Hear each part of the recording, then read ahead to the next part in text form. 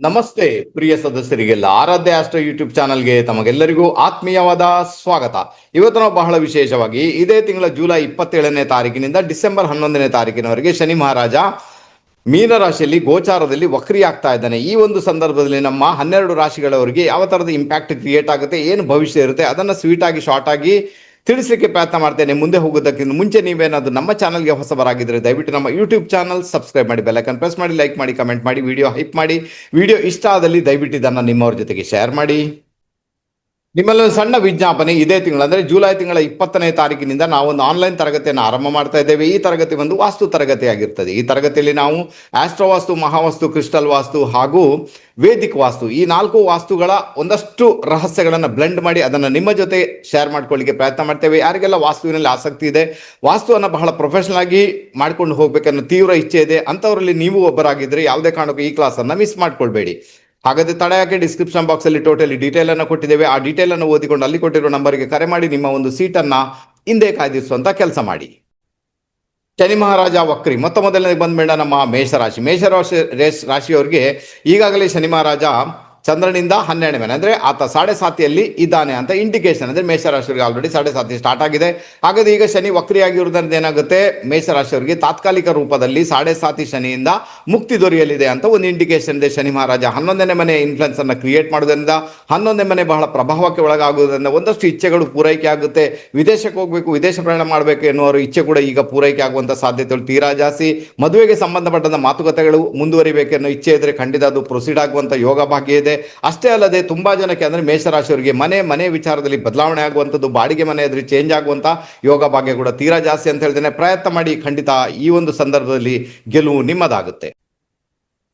Next number ವೃಷಭ ರಾಶಿಯವರಿಗೆ ಶನಿ ಮಹಾರಾಜ ಈಗಾಗಲೇ ಲಾಭಸ್ಥಾನದಲ್ಲಿ ಭ್ರಮಣ ಮಾಡ್ತಾ ಇದ್ದಾನೆ. ಆತ ವಕ್ರಿಯಾಗಿ ಈಗ 10ನೇ ಮನೆ ಕಡೆಗೆ ಬರ್ತಾ ಇದ್ದಾನೆ ಅಂದಾಗ ಎಲ್ಲೋ ಒಂದು ಕಡೆ ನಿಮ್ಮ 10ನೇ ಮನೆ ಬಹಳ ದೊಡ್ಡ ಮಟ್ಟಿಗೆ ಪ್ರಭಾವಕ್ಕೆ ಒಳಗಾಗುತ್ತೆ ಅಂತ ಒಂದು ಇಂಡಿಕೇಶನ್ ಇದೆ. 10ನೇ ಮನೆ ಒಂದು ಕರ್ಮಸ್ಥಾನ. ಹಾಗಾದ್ರೆ ಕೆಲಸಕ್ಕೆ ಸಂಬಂಧಪಟ್ಟದ ವಿಚಾರಗಳಲ್ಲಿ ವೃಷಭ ರಾಶಿಯವರಿಗೆ ಕೆಲಸ ಇಲ್ಲ, ಕೆಲಸ ಸಿಗಬೇಕು, ಕೆಲಸದಲ್ಲಿ ಸ್ಟೇಟಸ್ ಬೇಕು, ಕೆಲಸದಲ್ಲಿ ಪ್ರಮೋಷನ್ ಬೇಕು, ಅಥವಾ ಕೆಲಸದಲ್ಲಿ ಯಾವುದೇ ಒಂದು ರೂಪದಲ್ಲಿ ಟ್ರಾನ್ಸ್ಫರ್ ಆಗಬೇಕು ಅಂತ ಇಚ್ಛೆ ಇದ್ರೆ ಖಂಡಿತ ಅದಕ್ಕೆ ಬೇಕಾಗಿ ಪ್ರಯತ್ನ ಮಾಡಿದಾಗ ಅದೆಲ್ಲವೂ ಕೂಡ ವೃಷಭ ರಾಶಿಯವರ ಪಾಲಿಗೆ ಬರುವಂತ ಸಾಧ್ಯತೆಗಳು ತೀರಾ ಜಾಸ್ತಿ ಅಂತ ಹೇಳ್ತೇನೆ. ಹಣಕಾಸಿನ ವಿಚಾರದಲ್ಲಿ ಒಂದಷ್ಟು ಪ್ರಗತಿ ಉಂಟಾಗುತ್ತೆ, ಪರವಾಗಿಲ್ಲ.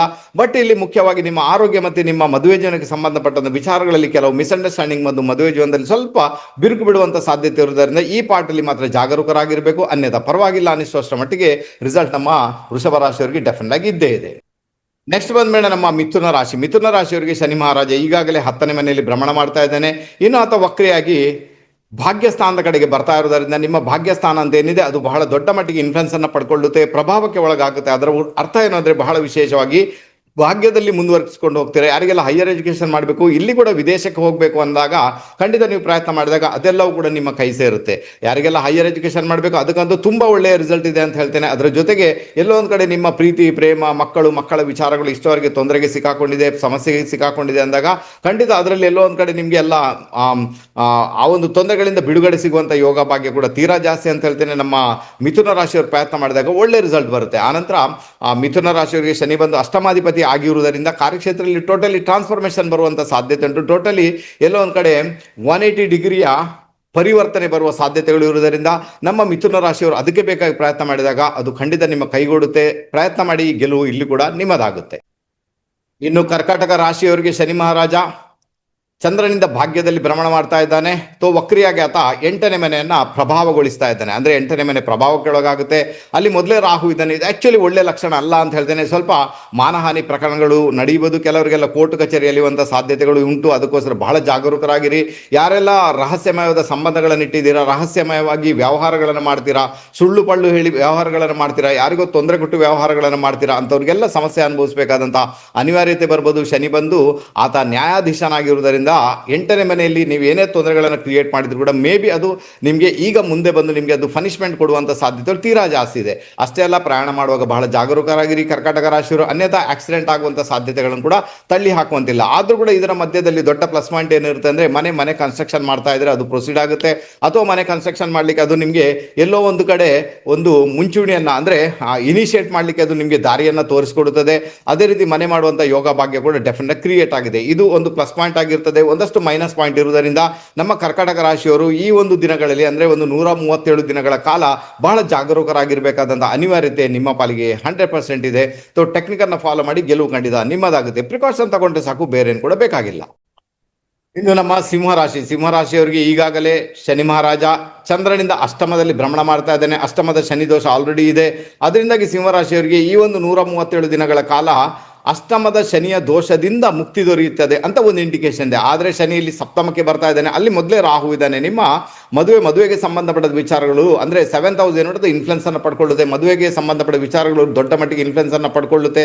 ಅದಕ್ಕೋಸ್ಕರ ಯಾರೆಲ್ಲ ಇದುವರೆಗೆ ಮದುವೆ ಆಗಿದ್ದೀರಾ, ನಿಮ್ಮ ಪಾರ್ಟ್ನರ್ ಜೊತೆಗೆ ಒಳ್ಳೆ ರಿಲೇಶನ್ಶಿಪ್ ಅನ್ನು ಮೇಂಟೈನ್ ಮಾಡಿ. ಖಂಡಿತಲ್ಲಿ ಡೌಟ್ ಪಡಬೇಡಿ, ಅಲ್ಲಿ ರಾಹು ಇದ್ದಾನೆ, ಮೊದಲೇ ಡೌಟ್ ಪಟ್ಟಾಗ ಮತ್ತೆ ಅಷ್ಟು ಸಮಸ್ಯೆ ಆಗ್ಬೋದು ಅಂತ ಒಂದು ಇಂಡಿಕೇಶನ್ ಇದೆ. ಅಷ್ಟೇ ಅಲ್ಲದೆ ಯಾರೆಲ್ಲ ಈಗಾಗಲೇ ಮದುವೆ ಆಗಬೇಕನ್ನೋ ತಯಾರಿಯಲ್ಲಿದ್ದೀರಾ, ಸ್ವಲ್ಪ ಜಾಗರೂಕರಾಗಿರಿ. ಅಂದರೆ ಎದುರಿನ ಪಾರ್ಟಿ ಹುಡುಗ ಇರ್ಬೋದು, ಹುಡುಗಿ ಇರ್ಬೋದು, ಟೋಟಲಿ ಅವರ ಒಂದು ಹಿನ್ನೆಲೆ ಏನುಂಟು ಅದನ್ನು ನೀವು ಪರೀಕ್ಷೆಗೊಳಪಡಿಸಿ ಅದನ್ನು ಸ್ಟಡಿ ಮಾಡಿನೇ ಮುಂದುವರಿಬೇಕಾದ ಅನಿವಾರ್ಯತೆ. ಇಲ್ಲ ಅಂದರೆ ಮದುವೆ ಜೀವನಕ್ಕೆ ಸಂಬಂಧಪಟ್ಟ ವಿಚಾರಗಳಲ್ಲಿ ಒಂದಷ್ಟು ಮೋಸಗಳನ್ನು ನೋಡಬೇಕಾದಂಥ ಅನಿವಾರ್ಯತೆ ನಿಮ್ಮ ಪಾಲಿಗೆ ಬರ್ಬೋದು. ಅಷ್ಟೇ ಅಲ್ಲ, ಪಾರ್ಟ್ನರ್ಶಿಪ್ ಬಿಸ್ನೆಸ್ ಮಾಡ್ತಾ ಇದ್ರೆ ನಮ್ಮ ಸಿಂಹರಾಶಿಯವರು ಅದರಲ್ಲಿ ಕೂಡ ಸಮಸ್ಯೆಗಳಾಗುವಂಥ ಸಾಧ್ಯತೆಗಳನ್ನು ತಳ್ಳಿ ಹಾಕುವಂತಿಲ್ಲ. ಸ್ವಲ್ಪ ಜಾಗರೂಕರಾಗಿರಬೇಕಾಗುತ್ತೆ.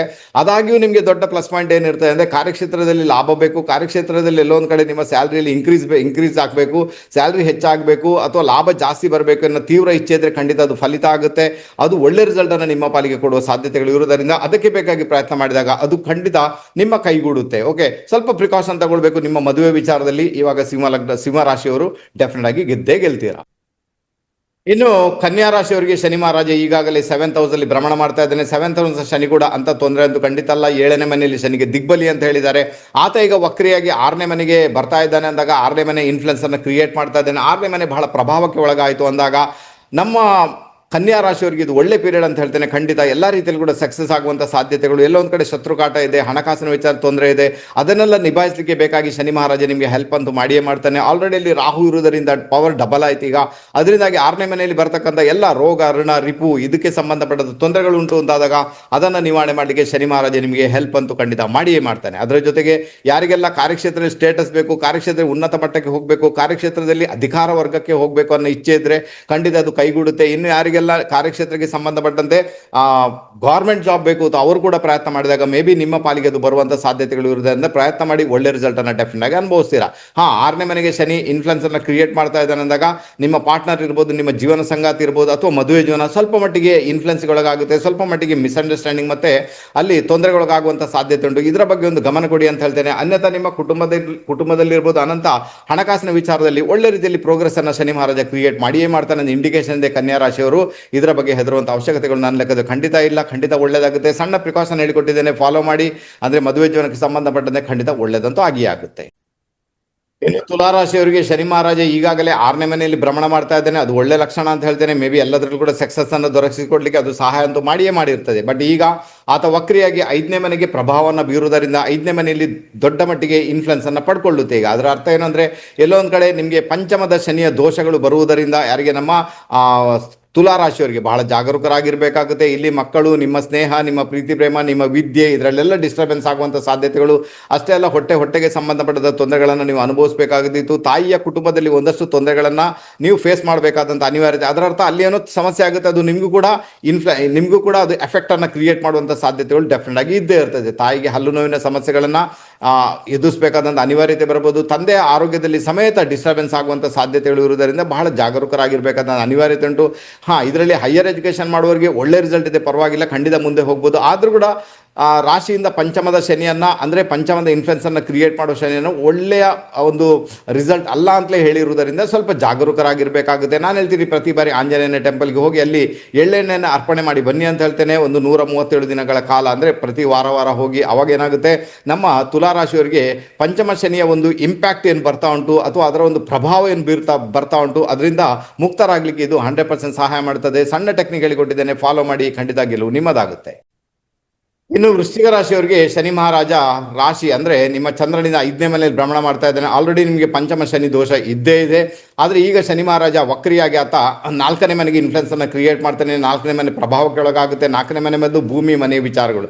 ಹಾಗಾದ್ರೆ ಇಲ್ಲಿ ಸ್ವಲ್ಪ ತೊಂದರೆ ಆಗುತ್ತೆ ನಿಮಗೆ. ಬಹಳ ಜಾಗರೂಕರಾಗಿರಬೇಕು. ಮನೆ ವಿಚಾರದಲ್ಲಿ ಡೀಲ್ ಮಾಡುವಾಗ, ಜಾಗದ ವಿಚಾರದಲ್ಲಿ ಡೀಲ್ ಮಾಡುವಾಗ ಬಹಳ ಜಾಗರೂಕರಾಗಿರಿ. ಅಲ್ಲೆಲ್ಲೋ ಒಂದು ಕಡೆ ಮೋಸ ನೋಡಲಿಕ್ಕೆ ಸಿಗುವಂಥ ಸಾಧ್ಯತೆ ಉಂಟು. ಯಾಕಂದರೆ ಆಲ್ರೆಡಿ ನಿಮ್ಮ 4th ಹೌಸಲ್ಲಿ ಚಂದ್ರನಿಂದ 4ನೇ ಮನೆಯಲ್ಲಿ ರಾಹುವಿನ ಭ್ರಮಣ ಆಗ್ತಾ ಉಂಟು. ಇದು ನಿಮಗೆ ಸ್ವಲ್ಪ ಮಟ್ಟಿಗೆ ಬ್ಯಾಡ್ ಇಂಪ್ಯಾಕ್ಟ್ ಅನ್ನು ಕೊಡುವ ಸಾಧ್ಯತೆಗಳು ಇದ್ದೇ ಇದೆ. ನಮ್ಮ ವೃಶ್ಚಿಕ ರಾಶಿಯವರಿಗೆ ಅರ್ಥ ಮಾಡ್ಕೊಳ್ಳಿ, ಗೆಲುವು ನಿಮ್ಮದಾಗುತ್ತೆ. ಅದರ ಜೊತೆಗೆ ವಿಶೇಷವಾಗಿ ಸ್ವಲ್ಪ ಮಟ್ಟಿಗೆ ಮಾನ ಅಪಮಾನಗಳನ್ನು ಸಹಿಸಬೇಕಾದಿತ್ತು. ಕೆಲವೊಮ್ಮೆ ಆಕ್ಸಿಡೆಂಟ್ಗಳಾಗುವಂಥದ್ದು, ಇನ್ನು ಕೆಲವೊಂದು ಬಾರಿ ಎಲ್ಲೋ ಒಂದು ಕಡೆ ಈಗ ನೀವು ಸ್ತ್ರೀಯರಾಗಿದ್ದರೆ ನಿಮ್ಮ ಗಂಡನ ಮನೆಯಲ್ಲಿ ತುಂಬ ತೊಂದರೆಗಳನ್ನು ಸಮಸ್ಯೆಗಳನ್ನು ಎದುರಿಸಬೇಕಾದಂಥ ಅನಿವಾರ್ಯತೆ. ಅದರ ಜೊತೆಗೆ ನಿಮ್ಮ ಒಡ ಹುಟ್ಟಿದವರು ಯಾರಿದ್ದಾರೆ ಅವರ ಮುಖಾಂತರ ಕೂಡ ನಿಮಗೆ ತೊಂದರೆಗಳು ಬರುವಂಥ ಸಾಧ್ಯತೆಗಳು ಇರುವುದರಿಂದ ನಮ್ಮ ವೃಶ್ಚಿಕ ರಾಶಿಯವರು ಸ್ವಲ್ಪ ಜಾಗರೂಕರಾಗಿರಬೇಕಾದಂಥ ಅನಿವಾರ್ಯತೆ ನಿಮ್ಮ ಪಾಲಿಗೆ 100% ಇದೆ. ಅರ್ಥ ಮಾಡ್ಕೊಳ್ಳಿ, ಗೆಲುವು ಕಂಡಿದೆ ನಿಮ್ಮದಾಗುತ್ತೆ. ಬಟ್ ದೊಡ್ಡ ಪ್ಲಸ್ ಪಾಯಿಂಟ್ ಏನಂದರೆ ನಿಮಗೆ ಎಲ್ಲೊಂದು ಕಡೆ ಭಾಗ್ಯದಲ್ಲಿ ಗುರು ಮಹಾರಾಜ ಇರುವುದರಿಂದ ಬರ್ತಕ್ಕಂಥ ಒಂದಷ್ಟು ತೊಂದರೆಗಳಿಂದ, ಒಂದಷ್ಟು ಸಮಸ್ಯೆಗಳಿಂದ ಆತ ನಿಮ್ಮನ್ನು ಮುಕ್ತರನ್ನಾಗಿ ಮಾಡ್ತಾನೆ. ಇದೇ ಒಂದು ದೊಡ್ಡ ಪ್ಲಸ್ ಪಾಯಿಂಟ್ ಇದೆ ನಮ್ಮ ವೃಶ್ಚಿಕ ರಾಶಿಯವರಿಗೆ. ಅದರಿಂದ ಹೆದರುವಂಥ ಅವಶ್ಯಕತೆ ಇಲ್ಲ. ಆದರೂ ಕೂಡ ಒಂದು ಪ್ರಿಕಾಷನ್ ತಗೊಂಡು ಹೋಗಬೇಕಾದಂಥ ಅನಿವಾರ್ಯತೆ ಉಂಟು. ಯಾರ ಜೊತೆ ವಾದ ವಿವಾದಗಳು ಬೇಕಾಗಿಲ್ಲ. ಟ್ರಾವೆಲಿಂಗ್ ಮಾಡುವಾಗ ಬಹಳ ಜಾಗರೂಕರಾಗಿರಿ ಅಂತ ಹೇಳ್ತೇನೆ. ಹಣಕಾಸಿನ ವಿಚಾರದಲ್ಲಿ ಜಾಗರೂಕರಾಗಿರಿ ಅಂತ ಹೇಳ್ತೇನೆ. ಯಾವಾಗ ಭೂಮಿ ಮನೆ ಪರ್ಚೇಸ್ ಮಾಡ್ತೀರಾ ತುಂಬ ಪ್ರಿಕಾಷನ್ ತಗೊಳ್ಬೇಕಾದ ಅನಿವಾರ್ಯತೆ ಉಂಟು. ಇಷ್ಟು ಮಾಡಿದಾಗ ಖಂಡಿತ ಗೆಲುವು ನಿಮ್ಮದಾಗುತ್ತೆ ನಮ್ಮ ವೃಶ್ಚಿಕ ರಾಶಿಯವರಿಗೆ. ಇನ್ನು ನಮ್ಮ ಧನುರಾಶಿಯವರಿಗೆ ಶನಿ ಮಹಾರಾಜ ಈಗಾಗಲೇ ಚಂದ್ರನಿಂದ 4ನೇ ಮನೆಯಲ್ಲಿ ಭ್ರಮಣ ಮಾಡ್ತಾ ಇದ್ದಾನೆ. 4th ಹೌಸಲ್ಲಿ, ಅಂದರೆ ಅದು ಪಂಚಮ ಶನಿ ದೋಷಕ್ಕೆ ಸಂಬಂಧಪಟ್ಟಂತೆ ಕೆಲಸ ಮಾಡ್ತೀಗ. ಓಕೆ, ಹಾಗಾದ್ರೆ ಈಗೇನಾಗುತ್ತೆ, ಶನಿ ಮಹಾರಾಜ ವಕ್ರಿಯಾಗಿ 3ನೇ ಮನೆಗೆ ಪ್ರಭಾವ ಕೊಡ್ತಾ ಇದ್ದಾನೆ. 3ನೇ ಮನೆ ಪ್ರಭಾವವನ್ನು ಬೀರ್ತಾ ಇದ್ದಾನೆ. 3ನೇ ಮನೆ ಪ್ರಭಾವಕ್ಕೊಳಗಾಗುತ್ತೆ. ಚಂದ್ರನಿಂದ 3ನೇ ಮನೆ ಶನಿ ಅಂದಾಗ ಇಷ್ಟ ಮಚ್ ಬೆಟರ್, ತುಂಬಾ ಒಳ್ಳೆ ರಿಸಲ್ಟ್ ಇರ್ತದೆ ನಿಮಗೆ. ಪರವಾಗಿಲ್ಲ, ಪರಾಕ್ರಮದಲ್ಲಿ ಅಭಿವೃದ್ಧಿ ಆಗುತ್ತೆ ಬಹಳ ವಿಶೇಷ ರೀತಿಯಲ್ಲಿ. ಇಲ್ಲಿ ಕೂಡ ನಿಮಗೆ ಮನೆ ಬದಲಾವಣೆ ಮಾಡುವಂಥದ್ದು, ಮನೆ ಚೇಂಜ್ ಮಾಡುವಂಥ ಯೋಗ ಭಾಗ್ಯ ಇಲ್ಲಿ ಕೂಡ ನಿಮಗೆ ಆಲ್ಮೋಸ್ಟ್ ಕ್ರಿಯೇಟ್ ಆಗಿರ್ತದೆ. ಯಾರಿಗೆಲ್ಲ ಮದುವೆ ಆಗಿಲ್ಲ, ಮದುವೆ ವಿಚಾರದಲ್ಲಿ ಪ್ರೊಸೀಡ್ ಆಗಬೇಕು ನಮ್ಮ ಧನುರಾಶಿಯವರಿಗೆ ಖಂಡಿತ ನೀವು ಅದಕ್ಕೆ ಬೇಕಾದ ಪ್ರಯತ್ನ ಮಾಡಿ ಅಂತ ಹೇಳ್ತೇನೆ. ಮ್ಯಾರೇಜ್ಗೆ ಸಂಬಂಧಪಟ್ಟಂತ ವಿಚಾರಗಳಲ್ಲಿ ಒಂದಷ್ಟು ಪಾಸಿಟಿವ್ ಇಂಪ್ಯಾಕ್ಟ್ ಅನ್ನು, ಅಂದರೆ 3ನೇ ಮನೆ ಶನಿ ಇದ್ದಾನಂದಾಗ ಮದುವೆ ಜೀವನಕ್ಕೆ ಸಂಬಂಧಪಟ್ಟಂತೆ ಒಂದಷ್ಟು ಪಾಸಿಟಿವ್ ರಿಸಲ್ಟ್ ಅನ್ನ ಪಡ್ಕೊಳ್ಳುವಂಥ ಯೋಗ ಭಾಗ್ಯ ಇದೆ. ಇನ್ನು ಕೆಲವರಿಗೆಲ್ಲ ನಮ್ಮ ಧನುರಾಶಿಯವರಿಗೆ ಕಾರ್ಯಕ್ಷೇತ್ರದಲ್ಲಿ ಸ್ಟೇಟಸ್ ಬೇಕು, ಕಾರ್ಯಕ್ಷೇತ್ರದಲ್ಲಿ ಉನ್ನತ ಮಟ್ಟಕ್ಕೆ ಹೋಗಬೇಕು, ಅದಕ್ಕೆ ಬೇಕಾಗಿ ಎಕ್ಸಾಮ್ ಬರಿಬೇಕು, ಅಂತಹ ಒಂದು ಸಂದರ್ಭಗಳು ಕೂಡ ಈ ಮೂಮೆಂಟ್ ಅಲ್ಲಿ ಇರುವುದರಿಂದ ಧನುರಾಶಿಯವರು ಅದಕ್ಕೆ ಬೇಕಾಗಿ ಪ್ರಯತ್ನ ಮಾಡಿ ಅಂತ ಹೇಳ್ತೇನೆ. ಅದು ಖಂಡಿತ ಒಳ್ಳೆ ರಿಸಲ್ಟ್ ಅನ್ನು ನಿಮ್ಮ ಪಾಲಿಗೆ ಕೊಟ್ಟೇ ಕೊಡ್ತದೆ. ನಿಮ್ಮ ಒಡ ಹುಟ್ಟಿದವರ ಜೊತೆಗೆ ಮಿಸ್ಅಂಡರ್ಸ್ಟ್ಯಾಂಡಿಂಗ್ ಆಗ್ಬೋದು, ಅವ್ರ ಜೊತೆಗೆ ಒಳ್ಳೆ ರಿಲೇಶನ್ಶಿಪ್ ಅನ್ನು ಮೇಂಟೈನ್ ಮಾಡಿ. 3ನೇ ಮನೆ ಆಲ್ರೆಡಿ ರಾಹು ಇದ್ದಾನೆ, ಈಗ ಶನಿಯ ಇಂಪ್ಯಾಕ್ಟ್ ಕೂಡ ಬರುವುದರಿಂದ ಪರಾಕ್ರಮದ ಭಾವ ಬಹಳ ದೊಡ್ಡ ಮಟ್ಟಿಗೆ ಇನ್ಫ್ಲುಯೆನ್ಸ್ ಅನ್ನು ಪಡ್ಕೊಳ್ಳುತ್ತೆ.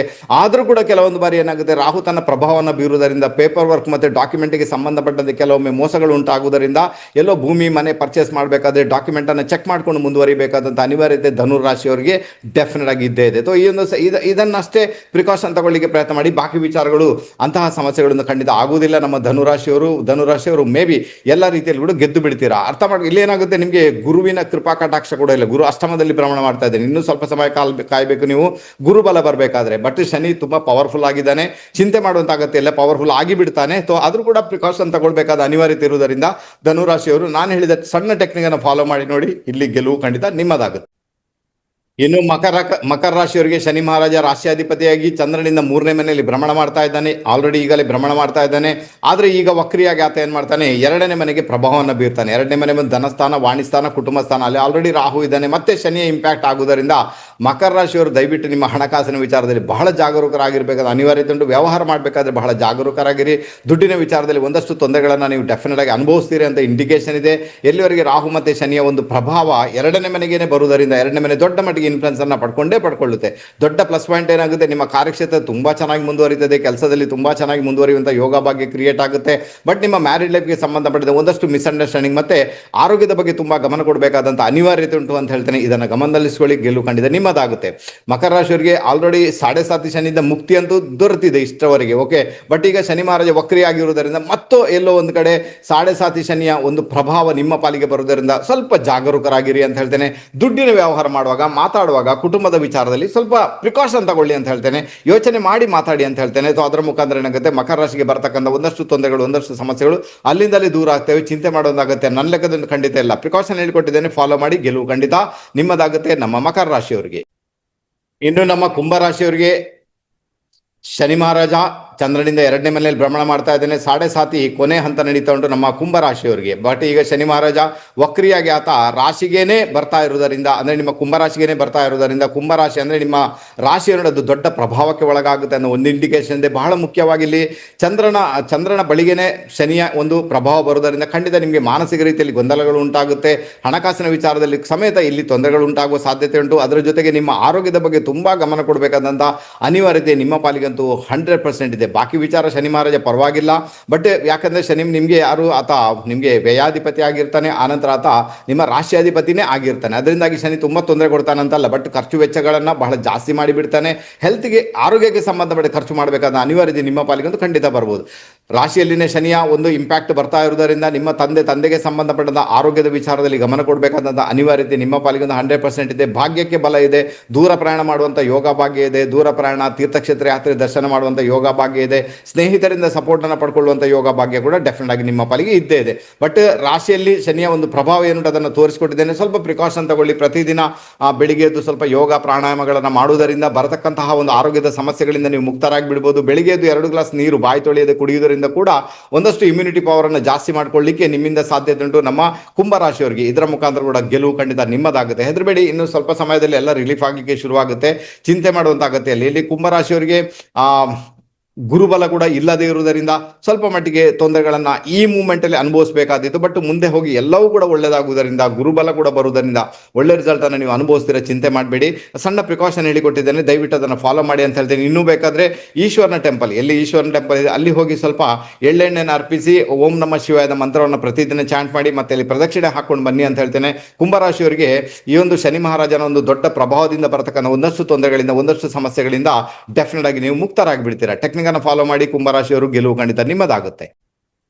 ಕೊನೆಯದಾಗಿ ನಮ್ಮ ಮೀನರಾಶಿಯವರಿಗೆ ಶನಿ ಮಹಾರಾಜ ಎಲ್ಲಿದ್ದಾನೆ, ಆತ ರಾಶಿಯಲ್ಲಿನೇ ಭ್ರಮಣ ಮಾಡ್ತಾ ಇದ್ದಾನೆ. ಜನ್ಮದ ಶನಿ ಅಂದರೆ 7.5 2ನೇ ಹಂತ ನಡೀತಾ ಉಂಟು ನಿಮಗೆ. ಸ್ವಲ್ಪ ಮಟ್ಟಿಗೆ ಈಗಾಗಲೇ ವೇರಿಯೇಷನ್ ಅನ್ನು ಅನುಭವಿಸಿರ್ತೀರಾ. ಮಾನಸಿಕ ರೀತಿಯಲ್ಲಿ ಗೊಂದಲಗಳು, ಹಿಂಸೆಗಳನ್ನು ಡೆಫಿನೆಟ್ ಆಗಿ ನೀವು ಅನುಭವಿಸಿರ್ತೀರಾ.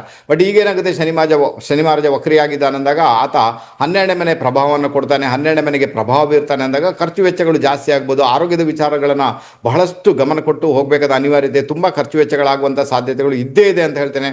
ಸೊ ಬಹಳ ಜಾಗರೂಕರಾಗಿರಬೇಕು. ನಮ್ಮ ಮೀನರಾಶಿಯವರು ಆಲ್ರೆಡಿ ನಿಮಗೆ 12ನೇ ಮನೆಯಲ್ಲಿ ರಾಹುವಿನ ಭ್ರಮಣ ಆಗ್ತಾ ಉಂಟು. ಅದಕ್ಕೋಸ್ಕರ ಇನ್ವೆಸ್ಟ್ಮೆಂಟ್ ಅಲ್ಲಿ ಅಥವಾ ವಿದೇಶಕ್ಕೆ ಹೋಗಬೇಕಾದ್ರೆ ಬಹಳಷ್ಟು ಪ್ರಿಕಾಷನ್ ತಗೊಳ್ಬೇಕಾಗುತ್ತೆ, ಬಹಳಷ್ಟು ಸ್ಟಡಿ ಮಾಡಬೇಕಾಗುತ್ತೆ. ಯಾರನ್ನ ನಂಬುದು, ಯಾರನ್ನ ಬಿಡುವುದು ಒಂದು ಕೂಡ ಗೊತ್ತಾಗ್ಲಿಕ್ಕಿಲ್ಲ ನಿಮಗೆ. ಈ ಸಂದರ್ಭದಲ್ಲಿ ಬೇರೆಯವರ ಸಹಾಯವನ್ನು ಪಡ್ಕೊಂಡು ಸಮೇತ ಮೋಸದಿಂದ ಹೊರಬರಲಿಕ್ಕೆ ಪ್ರಯತ್ನ ಮಾಡಿ. ಆನ್ಲೈನ್ ಫ್ರಾಡ್ ಆಗುವಂಥ ಸಾಧ್ಯತೆಗಳು ಕೂಡ ಇರುವುದರಿಂದ ಸ್ವಲ್ಪ ಜಾಗರೂಕರಾಗಿರಬೇಕಾದ ಅನಿವಾರ್ಯತೆ ಉಂಟು. ಸ್ವಲ್ಪ ಮಟ್ಟಿಗೆ ನಿಮ್ಮ ಮ್ಯಾರಿಡ್ ಲೈಫಲ್ಲಿ ತುಂಬ ತೊಂದರೆಗಳಾಗ್ಬೋದು. ಮ್ಯಾರಿಡ್ ಲೈಫ್ಗೆ ಸಂಬಂಧಪಟ್ಟಂತೆ ನಿಮ್ಮ ಪಾರ್ಟ್ನರ್ ಯಾರಿರ್ತಾರೆ ಅಥವಾ ಅವರ ಬಗ್ಗೆ ಯಾವುದೇ ರೀತಿಯ ಗಾಸಿಪ್ ಮಾಡಬೇಡಿ ಅಥವಾ ಅವರ ಹತ್ರ ಯಾವುದು ಕೂಡ ರಹಸ್ಯಗಳನ್ನು ಕೇಳಲಿಕ್ಕೆ ಹೋಗಬೇಡಿ, ಅನ್ಯಥಾ ಮೀನರಾಶಿಯವರು ತೊಂದರೆಯಲ್ಲಿ ಸಿಕ್ಕಾಕೊಳ್ತೀರಾ. ದೊಡ್ಡ ಪ್ಲಸ್ ಪಾಯಿಂಟ್ ಏನಿದೆ, ಯಾರಿಗೆಲ್ಲ ಮೀನರಾಶಿಯವರಿಗೆ ಮನೆ ಕನ್ಸ್ಟ್ರಕ್ಷನ್ ಮಾಡಬೇಕಂತ ಒಂದು ಇಚ್ಛೆ ಇದೆ, ಖಂಡಿತ ಮನೆ ಕನ್ಸ್ಟ್ರಕ್ಷನ್ ಮಾಡಲಿಕ್ಕೆ ಬೇಕಾಗಿ ಅದು ನಿಮಗೆ ಹೆಲ್ಪ್ ಅಂತೂ ಮಾಡಿಯೇ ಮಾಡ್ತದೆ. ಇನ್ನು ಕೆಲವರಿಗೆಲ್ಲ ಏನಿರ್ತದೆ ಅಂದರೆ, ಈಗ ನಮ್ಮ ದಕ್ಷಿಣ ಕನ್ನಡದಲ್ಲಿ ಹೇಳಬೇಕಾದ್ರೆ ನಮ್ಮ ಒಂದು ಮೀನರಾಶಿಯವರಿಗೆ ನಾಗದೇವರ ಸಾನ್ನಿಧ್ಯಗಳನ್ನು ಅದನ್ನು ಜೀರ್ಣೋದ್ಧಾರ ಮಾಡುವುದು ಅಥವಾ ಅದಕ್ಕೆ ಬೇಕಾಗಿ ಹೆಲ್ಪ್ ಮಾಡುವುದು ಅಥವಾ ನಾಗದೇವರ ಸೇವೆ ಮಾಡುವುದು, ನಾಗದೇವರಿಗೆ ಬೇಕಾಗಿ ಹಣಕಾಸನ್ನು ವಿನಿಯೋಗ ಮಾಡುವುದು, ಆ ಒಂದು ಕೃಪೆಗೆ ಬೇಕಾಗಿ ಅಥವಾ ನಾಗದೇವರ ಯಾವುದೇ ಒಂದು ರೂಪದಲ್ಲಿ ಪೂಜೆ ಪುರಸ್ಕಾರ ಮಾಡಿಸುವುದು ಖಂಡಿತ ಇದ್ದೇ ಇದೆ. ಅದಕ್ಕೆ ಬೇಕಾಗಿ ಹಣ ವಿನಿಯೋಗ ಮಾಡಿದಾಗ ಪರವಾಗಿಲ್ಲ ಅನ್ನಿಸುವಷ್ಟರ ಮಟ್ಟಿಗೆ ರಿಸಲ್ಟ್ ಅಂತೂ ಖಂಡಿತ ಬಂದೇ ಬರ್ತದೆ, ತೊಂದರೆ ಇಲ್ಲ. ಓವರಾಲ್ ಮನೆ ಕನ್ಸ್ಟ್ರಕ್ಷನ್ ಮಾಡುವವರಿಗೆ ಒಳ್ಳೆ ಪೀರಿಯಡ್ ಅಂತ ಹೇಳ್ತೇನೆ. ಖಂಡಿತ ನೀವು ಅದಕ್ಕೆ ಬೇಕಾಗಿ ಪ್ರಯತ್ನ ಮಾಡಿ. ಮೀನರಾಶಿಯವರು ಇಲ್ಲಿಂದಲೇ ಗೆದ್ದು ಬಿಡ್ತೀರಿ. ಯಾರ ಜೊತೆ ಕೂಡ ಮಾತಾಡುವಾಗ ಬಹಳ ಜಾಗರೂಕರಾಗಿರಿ. ಯಾಕಂದ್ರೆ ನಿಮ್ಮ 8ನೇ ಮನೆ ಬಹಳ ಜಾಗೃತವಾಗಿ ಬಿಟ್ಟಿದೆ. 8ನೇ ಮನೆ ಆಕ್ಟಿವೇಟ್ ಆಗಿಬಿಟ್ಟಿದೆ. 12ನೇ ಮನೆ ಸಮೇತ ಆಕ್ಟಿವೇಟ್ ಆಗಿಬಿಟ್ಟು ರಿಂದ ಎಲ್ಲೋ ಒಂದ್ ಕಡೆ ಸ್ವಲ್ಪ ಮಟ್ಟಿಗೆ ನಿಮಗೆ ತೊಂದರೆಗಳನ್ನ ಅಥವಾ ಅಪಮಾನಗಳನ್ನ ಅವಮಾನಗಳನ್ನ ಅನುಭವಿಸಬೇಕಾದ ಅನಿವಾರ್ಯತೆ ಉಂಟು. ಆರೋಗ್ಯದ ಬಗ್ಗೆ ಗಮನ ಕೊಡಿ. ಟ್ರಾವೆಲಿಂಗ್ ಮಾಡಬೇಕಾದ್ರೆ ಬಹಳ ಜಾಗರೂಕರಾಗಿರಿ. ಇನ್ವೆಸ್ಟ್ಮೆಂಟ್ ಮಾಡಬೇಕಾದ್ರೂ ಕೂಡ ಬಹಳ ಜಾಗರೂಕರಾಗಿರ್ಬೇಕಾದ ಅನಿವಾರ್ಯತೆ ನಿಮ್ಮ ಪಾಲಿಗೆ 100% ಇದೆ ನಮ್ಮ ಮೀನರಾಶಿಯವರಿಗೆ. ಹಾಗಾದ್ರೆ ಈಗ ಗೊತ್ತಾಯ್ತು, ಇದು 12 ರಾಶಿಗಳವರಿಗೆ ಶನಿ ಮಹಾರಾಜ ಯಾವ ತರದ ಪ್ರಭಾವ ಕ್ರಿಯೇಟ್ ಮಾಡ್ತಾನೆ, ತಕ್ಕ ಮಟ್ಟಿಗೆ ಹೇಳಿಕೊಡ್ತೇನೆ. ಒಂದು ರಫ್ ಐಡಿಯಾ ನಿಮಗೆ ಸಿಗುತ್ತೆ. ಇದೆಲ್ಲ ಆಗುತ್ತೇನೆ ಅಂತ ನಾನಂತೂ ಹೇಳುದಿಲ್ಲ, ಬಟ್ ಒಂದು ರಫ್ ಐಡಿಯಾ ಸಿಕ್ತು ನಿಮಗೆ. ಅದನ್ನ ಇಟ್ಕೊಂಡು ಮುಂದುವರಿಸ್ಕೊಂಡು ಹೋಗಿ ಅಂತ ಹೇಳ್ತೇನೆ. ಒಂದಷ್ಟು ಪ್ರಿಕಾಷನ್ ತಗೊಳ್ಳಿಕ್ಕೆ ಇದು ನಿಮಗೆ ಖಂಡಿತ ಸಹಾಯ ಮಾಡಿಯೇ ಮಾಡ್ತದೆ. ಹಾಗಾದ್ರೆ ಈಗೇನು ಮಾಡೋಣ, ಈ ಕಾರ್ಯಕ್ರಮ ಇಲ್ಲಿಗೆ ಮುಗಿಸ್ತಿದ್ದೇನೆ. ಇನ್ನೊಂದು ರಹಸ್ಯಮಯ ವಿಡಿಯೋ ಜೊತೆಗೆ ನಿಮ್ಮ ಮುಂದೆ ಪ್ರತ್ಯಕ್ಷ ಆಗ್ತೇನೆ. ಅಲ್ಲಿವರೆಗೆ ಎಲ್ಲರಿಗೂ ಕೂಡ ನಮಸ್ತೆ. ಬಾಯ್.